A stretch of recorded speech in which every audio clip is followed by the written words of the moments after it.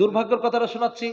আমরা জানি সমস্ত শক্তির মালিক আল্লাহ, তারপরেও কিন্তু মুসলমান যদি একটু সন্তান হতে দেরি হয়, 3 শুকনো চাল খিচুড়ি বা 3 শুকনো চাল ক্ষীর বা ছাগল বা মুরগি আমরা মাজারে মান্নত করতে যাই যে দাতা বাবা, যদি আমার স্ত্রী সন্তান হয় তাহলে তোমার এখানে একটা কালো খাসি দিব, একটা লাল মুরগি ছেড়ে দিব, 3 শুকনো চালের ক্ষীর দিব, খিচুড়ি দিব।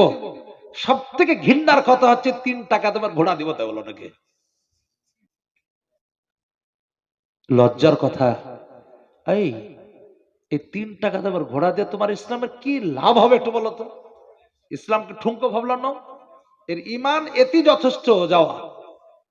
তুমি যদি ঘোড়া দিতে চাও, একটা কোয়ালিটির ঘোড়া 20,000 টাকা দামের, 30,000 টাকা তোমার দাও না, কিন্তু তোমার 3 টাকা তোমার ঘোড়া মান্নত করে কি লাভ? ইসলামকে তুমি তাচ্ছিল্য ভাবলে, ঠুনকো ভাবলে। আমি দায়িত্ব নিয়ে বলছি, এইরকম কাজে যারা লিপ্ত তার ইমান নিয়ে ছিনিমিনি খেলছে।